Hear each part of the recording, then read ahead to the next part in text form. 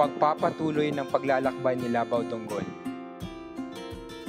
Nagsisimula ang parte na ito sa nakaugaliang pagdanabit ni Labaw Dunggon bago maglakbay at manuyo ng babae. Matapos nito ay inutusan niya ang kanyang asawang si Anggoy Giniptinan na masdan si Nagmalitong Yawa, si Nagmaling Diwata, ang ikatlong babaeng gusto niyang mapakasalan sa bolang kristal.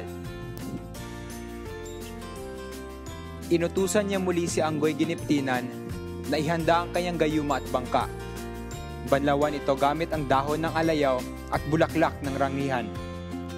Nagdasal si Labaw Dunggon sa pamlang upang mabigyan siya ng kapangyarihan. Sa kanilang paglalayag, narating niya ang bayan ng kadiliman, ang bayang kailangang malampasan upang makarating sa bayan ng katanghalian, ang bayan kung saan naroroon si Nagmalitong Yawa. Ngunit sa hangganan nito, may bakod na nakaugat sa lupa at hanggang langit ang taas. Nanalangin siya upang malampasan ang harang na ito. Sa kabutihang palad, natupad naman ang panalangin niya. Pagkalagpas ni Labaw sa harang, nakita siya ni Saragnayan at tinanong kung ano ang pakay nito. Nagpakilala si Labaw at sinabi ang kanyang layon, ang mutya nitong si Nagmalitong Yawa. Upang mapasayo si Nagmalitong Yawa, kinakailangan mo munang mabawian ako ng buhay.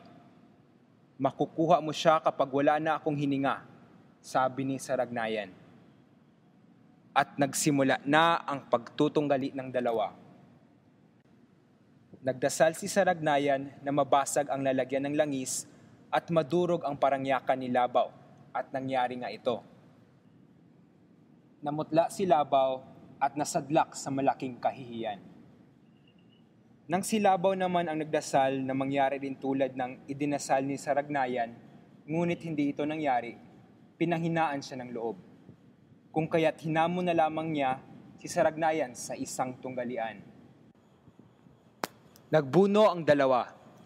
Sa loob ng 7 taon, inilublob ni Labaw si Saragnayan sa tubig, ngunit hindi pa rin ito namatay sapagkat ang kaluluwa niya ay nasa baboy ng tigmaula, isang palingbukid.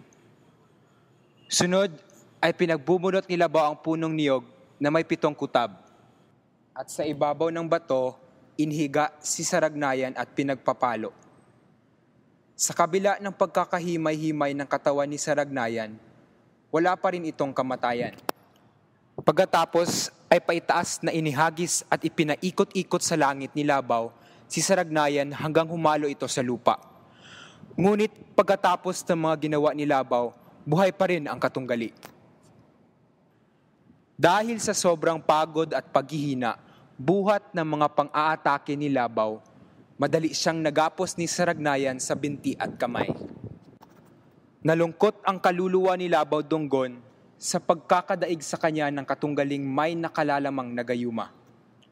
Ngayon na may ating iwan si Labaw Dunggon at balikan ang kanyang mga naunang pamilya. Sina Anggoy Giniptinan, Anggoy Doroonon, Asumanga at Buyong Baranugon. Nagpahayag si Buyong Baranugon, anak ni Labaw kay Doroonan, na hahanapin niya ang kanyang ama.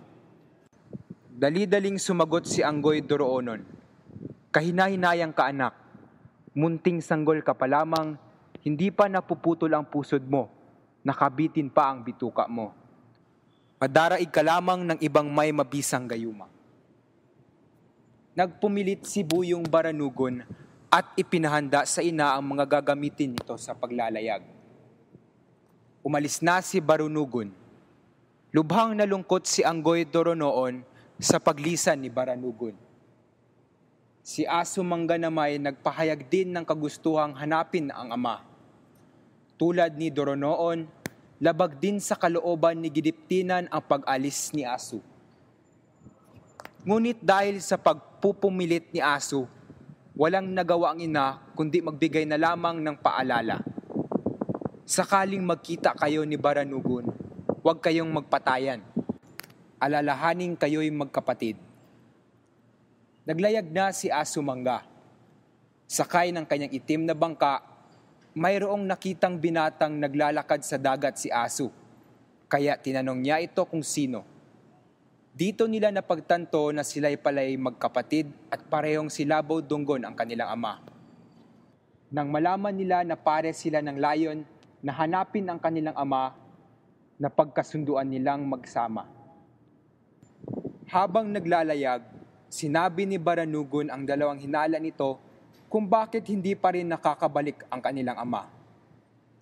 Inakala nilang ipiniit ng Saragnayan ang kanilang ama sa ilalim ng kanyang tahanan, o kaya ay nilamon siya ni Saragnayan na isang kilalang mangkukulam. Tiningnan nilang dalawa sa bolang kristal si Labaw at nakitang nasa ilalim ng lutuan ni Saragnayan. Tiningnan ng magkapatid sa bolang kristal na dala ni Asong ang kanilang ama. Nalaman nila na nabihag ni Saragnayan si Labaw Dunggon at ang kanilang ama ay nasa ilalim ng lutuan nito. Si Baranugon sa kahihinatnan ni Saragnayan. Dahil sa galit na naramdaman ni Baranugon, nang malaman niya ang kahinatnan ng kanyang ama, nagbanta ito kay Datu Saragnayan. Nagdasal si Baranugon na lumipad ang sinasakyang bangka upang madaling matunton ang kinaroroonan ng ama. Nagdasal si Baranugan na ipahiram ang kapangyarihan ng pamlang sa bangkang itim na lulan ng magkapatid. Inutusan niya ang bangka na lumipad ng matulin tungo sa bayan ng Dingli. Narating nila ang bayan ng Kadiliman. Sakay ng lumilipad na bangka, magkasamang narating na magkapatid ang bayan na unang natunton ng kanilang ama, ang bayan ng Kadiliman. Naghari sa kanila ang takot at pangamba. Nang sila'y makarating, tanging takot at pangamba ang kanilang naramdaman.